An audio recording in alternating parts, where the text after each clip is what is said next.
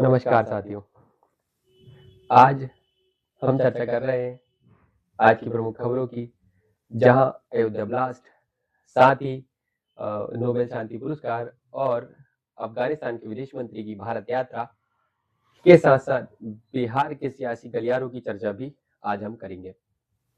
साथ ही आज हम जानेंगे कि बिहार में सत्ता दल और विपक्ष किस तरह से अपनी-अपनी पुरजोर कोशिश चुनाव की जीत के लिए कर रहा है। सबसे पहले अयोध्या मामला, जो कि बहुत ही दर्दनाक और दुखद घटना है, जिसमें 5 लोगों की मौत हुई।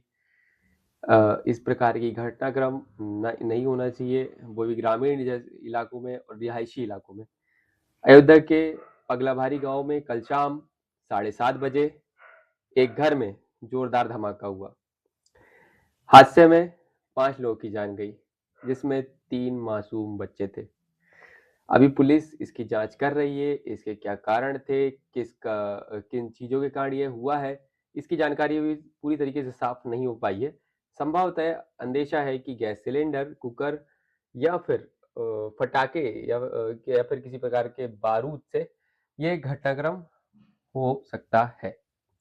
मौके पर भारी पुलिस बल है, साथ ही रेस्क्यू ऑपरेशन के लिए जेसीबी, डॉग स्क्वाड और भारी मात्रा में एनडीआरएफ की टीम तैनात है।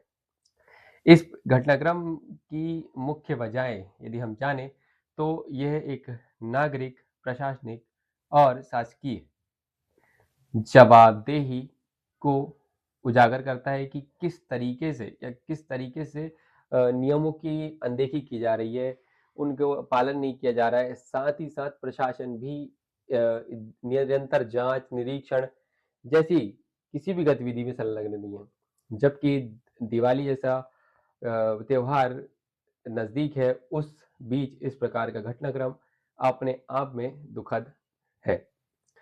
इसमें यही है कि ग्रामीण क्षेत्रों में सुरक्षा नियमों की प्रति जागरूकता नहीं है।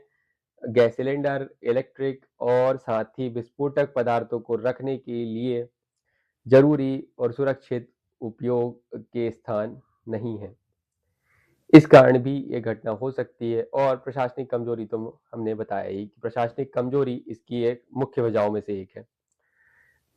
साथ ही कुछ लोग जो ग्रामीण इलाकों में रहते हैं, अधिक लाभ के लिए भी इस प्रकार के घटनाक्रम करते हैं कि भैया सिलेंडर ज़्यादा रख लिए या पटाखे, केमिकल, इस प्रकार की जो विस्फोटक सामग्री होती है, उनका संचयन करके उसका एक निश्चित से अधिक मात्रा में संचय करके उसका विक्रय अधिक दामों में करते हैं, जो कि जोखिम है, स्वाभाविक जोखिम है।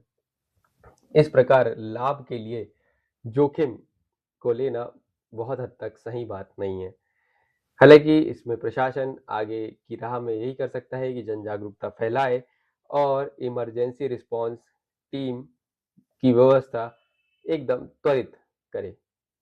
हालाँकि और इस खबर में और अधिक जानकारी हम आपके लिए लाते रहेंगे। आपकी क्या राय है? आप इसमें कमेंट कर सकते हैं। शांति का नोबेल। अगली खबर, हम विश्व शांति के लिए जो नोबेल पुरस्कार विश्व में किसी एक व्यक्ति को हर वर्ष दिया जाता है, वह इस वर्ष की घोषणा की जा चुकी है कि किसे दिया जाना है। इस नोबेल पुरस्कार के पीछे अमेरिकी राष्ट्रपति डोनाल्ड ट्रंप इस तरह पीछे पड़े रहे कि ये इस पे मेरा ही अधिकार है। नोबेल पुरस्कार 2025 मारिया कोरिना मचाडो को दिया गया है, जो कि वेनेजुएला की रहवासी है। साथ ही साथ उन्हें यह वहां पर तानाशाही की जगह लोकतंत्र लाने के लिए जो संघर्ष हुआ, उसके लिए दिया गया है। सत्ता के विरोध में चुनाव उन्होंने लड़ा, सरकार ने उम्मीदवारी रद्द की, इसके बावजूद लोकतंत्र के लिए वह काम करती रहीं और अंत में उनकी जीत हुई। कमेटी ने उनके साहस, संकल्प और साथ ही उनकी न्यायप्रियता की तारीफ की और कहा कि आज़ादी की रक्षा के लिए खतरा उठाना बहुत जरूरी है। डोनाल्ड ट्रंप को इस साल निराशा ही देखने को मिली। उन्होंने 2 दिन पहले भी गाजा हमास वॉर रुकवाने और साथ ही बहुत से अनेक प्रयास किए कि उन्हें ही नोबेल पुरस्कार मिले, लेकिन ऐसा नहीं हुआ। हालांकि इसमें एक प्रश्न भी है कि क्या भारत में भी लोकतंत्र और अभिव्यक्ति के अधिकार को लेकर ऐसे खतरे हैं? क्या हम भी कहीं तानाशाही या फिर किसी प्रकार की डिक्टेटरशिप के अंडर रोल हैं? यदि ऐसा कोई क्वेश्चन उत्पन्न होता है तो इसका जवाब आप कमेंट में कर सकते हैं। इस खबर के लिए आपकी क्या राय थी आप कमेंट में लिखें। हम बढ़ते हैं अगली खबर की ओर। तो अगली खबर है अफगानिस्तान और भारतीय विदेश मंत्री की दिल्ली में मुलाकात। अफगान विदेश मंत्री तालिबान शासन के बाद पहली भारत यात्रा, एक आधिकारिक पहली भारत यात्रा रही जिसमें आमिर खान मुत्ताकी का यह भारत दौरा रहा। इसमें उन्होंने आश्वासन दिया कि अब की धरती पे भारत विरोधी किसी भी प्रकार के घटनाक्रम को अंजाम नहीं दिया जाएगा। साथ ही उन्होंने यह भी कहा कि भारत काबुल के अपने दूतावास को पूर्णतः नियंत्रित, निर्धारित और संचालित करे। तालिबान शासन के बावजूद भारत अफगान संबंधों में नई उम्मीदें तो दिखती हैं, लेकिन क्या तालिबान के आश्वासन पर भरोसा करना चाहिए, यह एक प्रश्न भी खड़ा होता है। देखने की बात है कि तालिबान और भारत के बीच कितने अच्छे संबंध व्यवस्थित या बन पाते हैं। हालांकि भारत का इसके पहले भी अफगानिस्तान पे बहुत सा इन्वेस्टमेंट है, जो इन्वेस्टमेंट पूरी तरीके से रुका हुआ है। इसलिए भारत और अफगान के रिश्ते मजबूत होना बहुत जरूरी है। साथ ही मध्य एशिया में सीधे लिंक के लिए भी अफगानिस्तान बहुत ज्यादा जरूरी है, एक रणनीतिक रूप से। पाकिस्तान और चीन को इस मुलाकात से मिर्ची लग सकती है, लेकिन देखते हैं कि आगे क्या होता है। अगली खबर की ओर यदि हम बढ़ें तो अगली खबर है बिहार की सियासत से। बिहार जिसमें आने वाले महाचुनाव है, चुनाव के मात्र कुछ ही दिन बचे हैं। सारी पार्टियां, सत्ता पक्ष विपक्ष अपने अपने उम्मीदवारों को तलाशने और उनकी लिस्ट को जारी करने में लगे हैं। इसी बीच एनडीए से खबर है कि एनडीए में सीटों का बंटवारा का फॉर्मूला तय कर लिया गया है।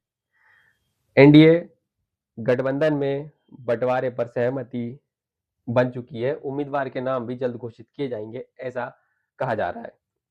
चिराग पासवान और भाजपा नेताओं की बैठक सकारात्मक रही, ऐसा कहा है उन्होंने। साथ ही तेजस्वी यादव का भी इस बीच बहुत बड़ा ऐलान है कि हर परिवार रोजगार, उन्होंने हर एक परिवार को एक नौकरी का वादा किया है। इस प्रकार बिहार चुनाव के मुख्य मुद्दे क्या होते हैं, ये आप कमेंट करके बता सकते हैं। हालांकि बिहार में राजनीतिक समीकरण और राजनीतिक उम्मीदवार ही खड़े किए जाते हैं और साथ ही वहां पे इस प्रकार की राजनीति बहुत ही उत्कर्ष है। वहां पे अभी भी जाति आधारित वोट ही दिए जाएंगे और सारी पार्टियां या सत्ता पक्ष विपक्ष दोनों ही जाति आधारित उम्मीदवार ही वहां पे उतारेंगे। जहां एनडीए गठबंधन को एक मजबूत जीत मिलने की संभावना है, तो वहीं तेजस्वी भी कहीं से कहीं तक कमी नहीं कर रहे। उन्होंने युवाओं को केंद्र में रखकर ये चुनाव लड़ने का फैसला किया है। एनडीए के लिए विकास, रोजगार, कानून व्यवस्था और सामाजिक कल्याण का चुनावी मुद्दा है। विपक्ष के लिए जाति, सामाजिक समीकरण के आधार पर वोटों को आकर्षित करने की इसमें एक योजना है। आपके हिसाब से बिहार चुनाव में असली मुद्दे क्या हैं? रोजगार, जाति या विकास? कमेंट करके आप बता सकते हैं। आप देख रहे थे न्यूज पंच, मैं हूं नयन बघेल। ऐसी अपडेट के लिए आप लगातार बने रहें। हमारे चैनल को लाइक शेयर हमारी वीडियो को लाइक और शेयर करें। साथ ही अपनी राय बताने के लिए कमेंट करें और चैनल को सब्सक्राइब जरूर करें। धन्यवाद। जय हिंद, जय भारत।